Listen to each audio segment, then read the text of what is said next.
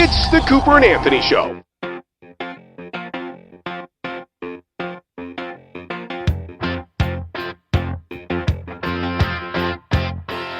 People didn't get into music back then to be famous. Mhm. They got into music because they wanted to be musicians. Right. We're already talking about you, John.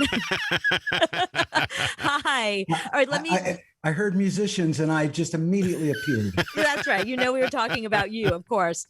Yeah, we were saying before. I'll do your introduction in a second, but I was saying that when you were making music, it was about people who had something to say and they made music, and fame was the byproduct. And now we have people that just want to be famous. So it's like, can you sing? Not really. Here's auto-tune. Awesome. Mm. Yes, well, I'm happy to talk about that subject. It's a pet peeve of mine. All right, good. So let me do the full introduction because you have a couple of really very exciting things going on. All right, we've had some amazing musical guests on our show. This might be the first Rock and Roll Hall of Famer I think we've ever had, Anthony. He is here to tell us all about Oates Song Fest 7908. 100% of the proceeds are donated to Feeding America, which is super important. We'll talk about that also. He is the better half, in my opinion, of Holo Notes. Please welcome John Oates to the show. Hi, John. Yeah, you know how to flatter a guy, huh? Okay. All right. So before we get into the things that piss us all off about the music industry, just give us a little background on Oates Fest, how it came about. What's 7908? All good questions. Well, and I have the answers. About in 2013, we had a show in Aspen, Colorado called the Aspen Songwriters Festival 7908. And the reason we called it 7908 is because that's actually the altitude of Aspen, Colorado. And we couldn't come up with a name. And as we drove into town one day, it was on the little sign that as you enter town, it says Aspen, Colorado, elevation 7908. And my wife, Amy, said, what a great name. Let's just call it 7908. And so we used it with the current virtual festival because we just wanted to kind of honor the origins of where this whole thing came from. I'm glad you said that because my mother was like, maybe he's Jewish and 7908 is the Jewish New Year. It's not that deep, I don't think. No, I guess not. Yes. Yeah. Yours is a much better explanation. Yeah. Yeah, me and Methuselah. Yeah, we go way back. But anyway, so that's funny. It's true. We had just got our place in Nashville around 2010, and I had been doing a lot of shows at the famous Bluebird Cafe, Songwriters in the Round, and I thought, what a great concept to bring a show like that to Aspen, Colorado, because they had never seen anything like that. And we did it for 2 or 3 years, had a really great time. It fell by the wayside, and then this past summer we were out there again, and we ran into the mayor of Aspen, who happened to be one of my roadies. Oh my God. Way back when. Hey, it's a small town. Who wasn't your roadie? Oh, well, okay. I think everybody has been your roadie at one time. Really? Hey, you know what? That would make a good T-shirt. Everybody's been my roadie. Well, we're getting off to a good start here, I can tell. But anyway, he said, "Hey, would you ever consider, reviving it?" And this was over the last summer, and we went, "Wow, what a great idea! We'd love to." But as the year progressed and COVID continued to stay in place, we realized that doing a live show was going to be impossible. So Amy and I said, "Well, maybe we can do a virtual version." That's when that started. We then thought to ourselves, we need to have a charitable component. We felt like we needed to do something more, and we didn't know what to do. And we said, let's combine what we love to do, music, songwriting, with, something good for the world, hopefully. And that's when we partnered with feedingamerica.org. And that's when we kept 7908. And people they ask the same question. I always go, well, what's Bonnaroo and Lollapalooza mean? Right. That's a good point. Yeah. Right. So it's just been with us for a while, and we thought we'd keep it. And who was your first phone call? Like without the musicians, who was your first phone call that you were like, you have to do this concert with me? Well, believe it or not, it was to some of the people who actually did the original Aspen Songwriters Festival back in 2013. Kev Moe, Sean Colvin, Matt Nathanson, called Donovan Frankenreiter, who's a really good buddy of mine, but he wasn't available, unfortunately. And that's really, we got, and then of course I called Daryl, that would be Daryl Hall. Right. I heard of him. The guy who wrote Rich Girl. Yes. That guy. And once, and like so many of these events, it's always that thing that the managers and or the artists might say, well, who else is doing it? That's always their first question. Right. And once you have a like, you're not enough. Hello, I'm John Oates. No, I'm not enough. I'm not. I have Sarah Smile money.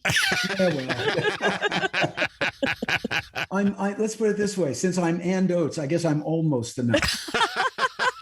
You're still 50 million records. It's still a huge number. But so anyway, you know what? This is way funnier than I thought it was going to be. Thank you. No, it's excellent. I thought maybe on Friday night everybody be kind of like, we're chilling. It's Friday night, But anyway, this is us. So chill. Daryl signed on, and Daryl and I had a great, interesting conversation. He said, "Well, what do you want to do? What's going on?" I said, "You look, man, this is a chance for us, both of us individually, to do something that's not our big hits. Every time we play together, it's always about the big hits. And, thank you, Lord, we've got them and everybody's happy. But I said, do one of your solo songs, man. I said, because I don't know what I'm going to do yet, but I'm going to do something."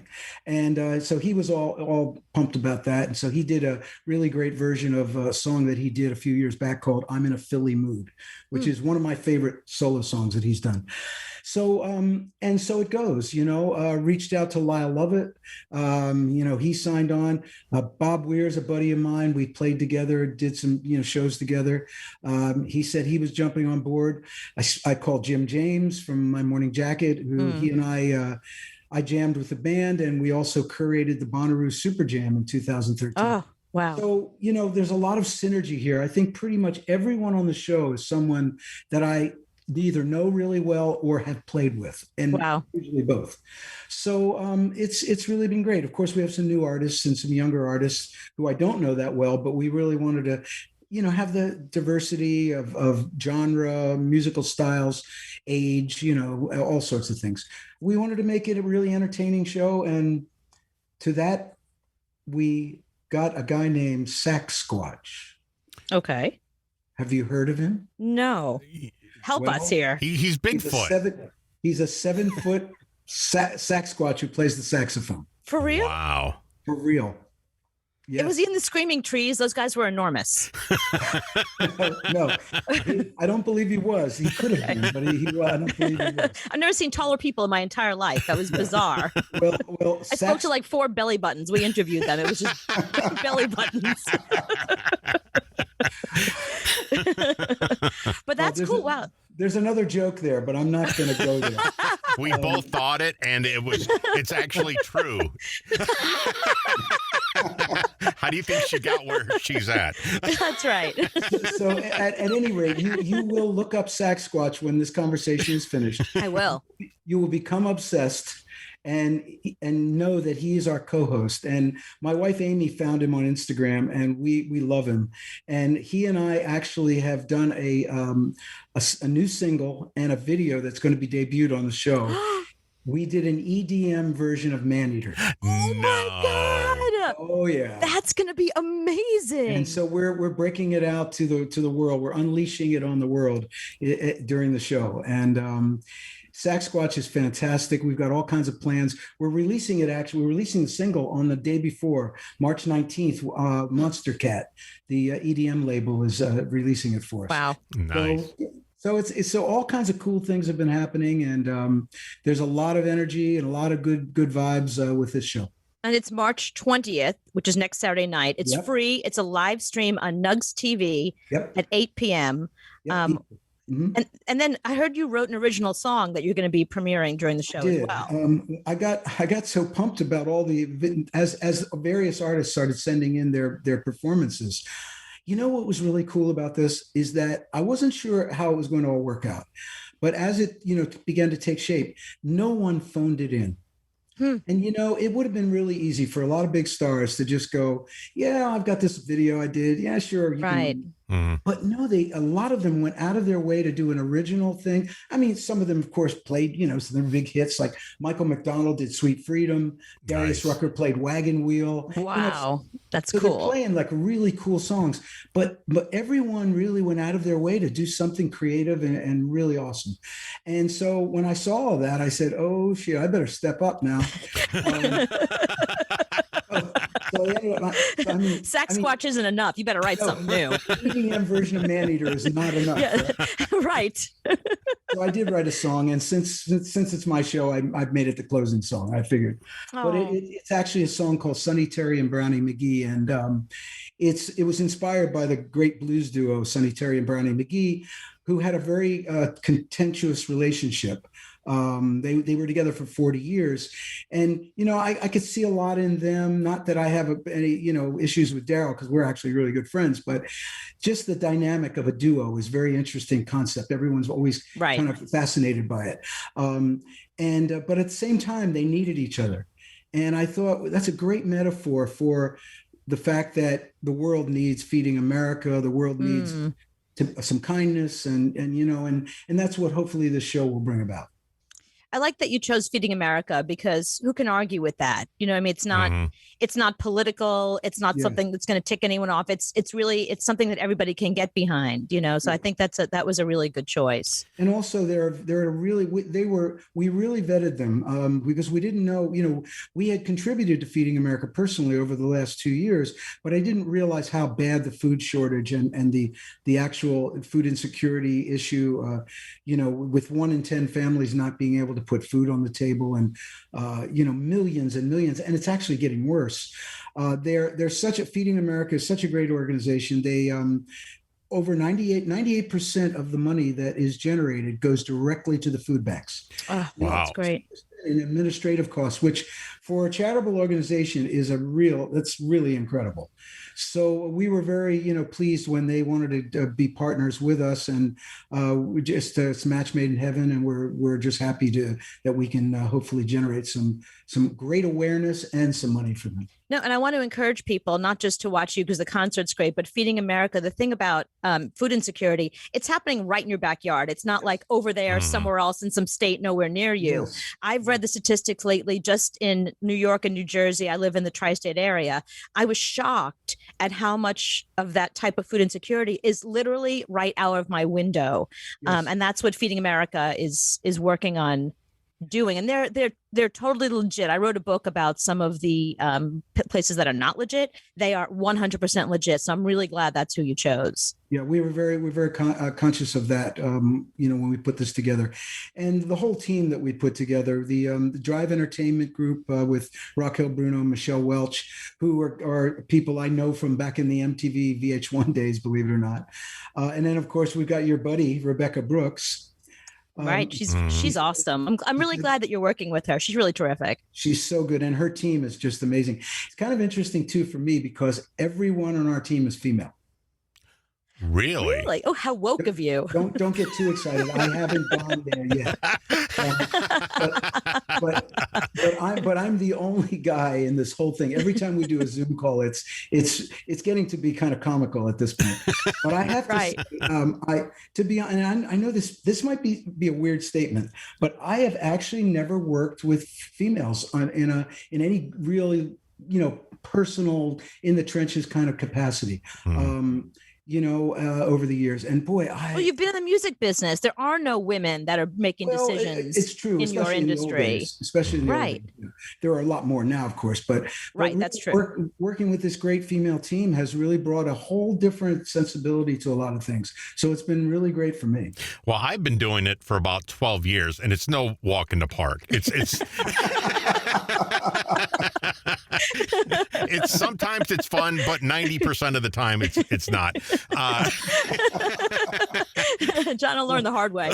Well, I'm sure glad I didn't say that. Now, you've been writing songs for decades now, and that still comes to you when you sit down and you say, I have to write a song, and it comes from that place? Well, in the case of this new song, Sonny Terry and Brownie McGee, and here again, the rules for songwriting is that there are no rules, and it can come in any way. It can be divine inspiration, which just kind of comes sweeps over you and you regurgitate it out. That's in the absolute ultimate best of all circumstances. Or it can be like hard work, where it's like a lot more on the craftsmanship side than the inspirational side.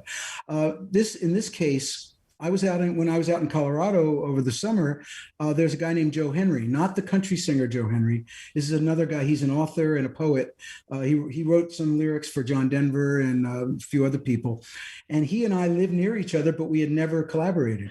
And we ran into each other and he said, man, I always wanted to try to write a song with you. He goes, I've got all kinds of lyric ideas. And I said, all right, let's give it a shot. And he had the idea for Sonny Terry and Brownie McGee, but he actually thought we would write about them.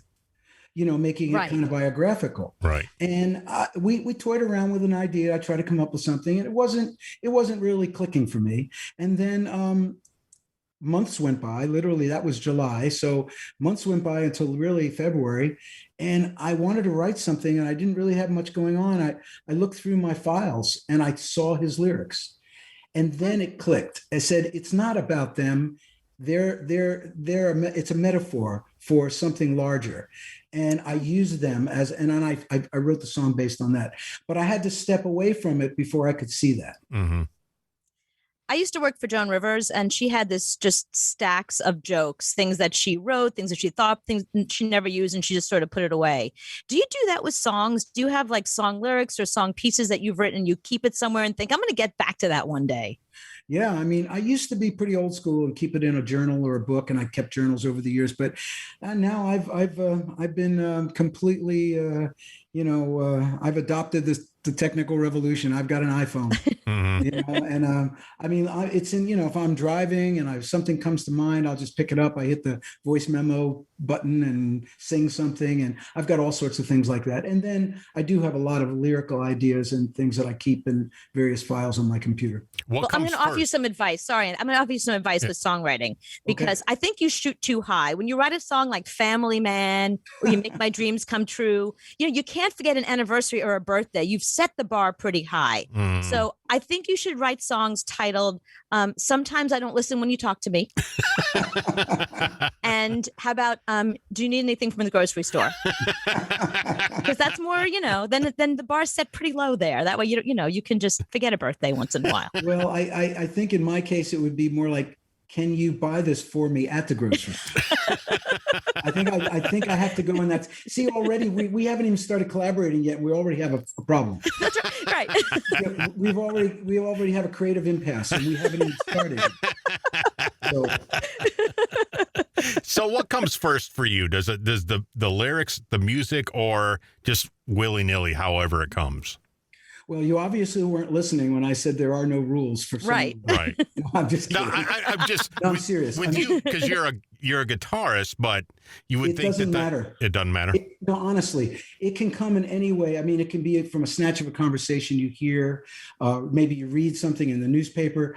It could be a set of chord changes or a groove, a drum beat. A lot of times when I get stuck, I try to do different things. I'll pick up a guitar in a different tuning that might inspire something, or I'll program a drum beat into my digital recording system, and that might get me going. So it really, there are no, like I said, there's no rules.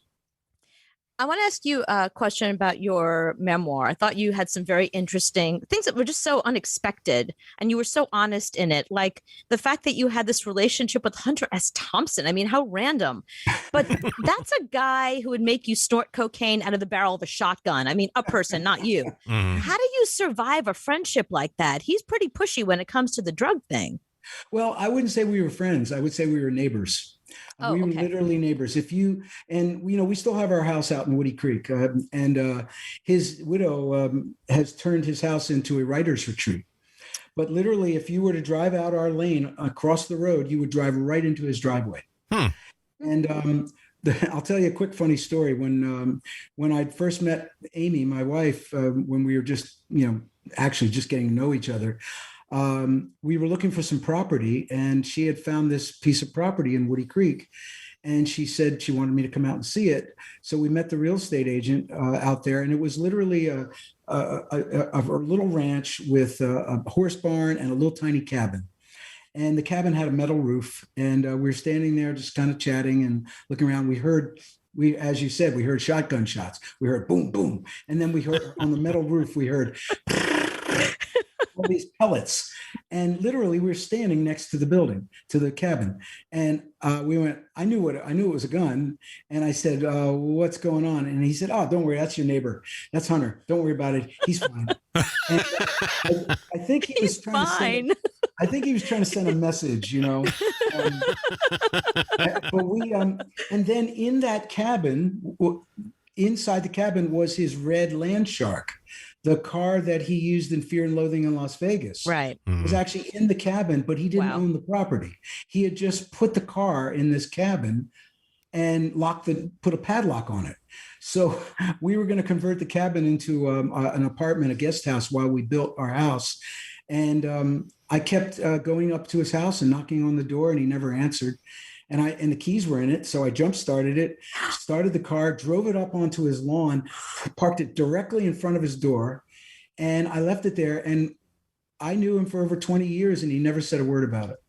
Wow. The car just appeared on his property. Only you can get away with that, Hunter S. Thompson, and not get shot. That's amazing. And we did attend his funeral that Johnny Depp put together, the one where they shot his ashes out of that giant cannon, which I have to say was one of the most incredible experiences. I mean, I think it probably ranks up there with the pharaohs and the pyramids, because it was seriously incredible. So, yeah. Hey, one of our listeners has a question. Let me just ask you Zach's question. He wants to know, what's the status of the Holo Notes jukebox musical for Broadway? Oh, he must be a real insider. He's a real insider. Yeah, we've been working on this for a few years. We've had a few different creative groups working on it, and we've had a few books that were written, but we've never 100% been comfortable with the story. We're not worried about the music. We got the music side covered, but we wanted the book to be more interesting, and we didn't want it to be just this kind of shallow flim flam of a storyline that was supported by all these big hits. We really wanted to have some meat on its bones in terms of the book. So that's where it is. And yes, we have a new creative team on it right now. It is moving forward, but as I've learned, Broadway takes a long time. And then throw in a COVID pandemic into the mix, and you can imagine. Yeah, my mother's a Broadway theater producer, so I see it from her firsthand that she just she's basically sitting on her couch chewing her nails. She's got no more nails left. It's a long process. Yeah, pretty much.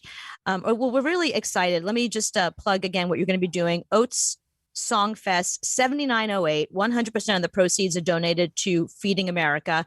It will be March 20th. That's next Saturday night. Free live stream, Nugs TV, 8 p.m.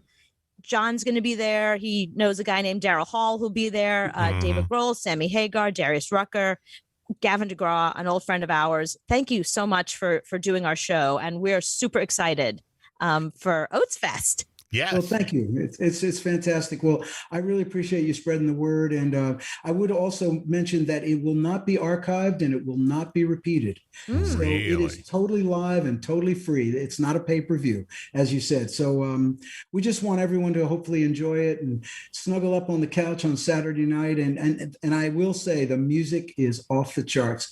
That's a music pun. I did my best to not go there, but I couldn't help myself. Good. I like that one.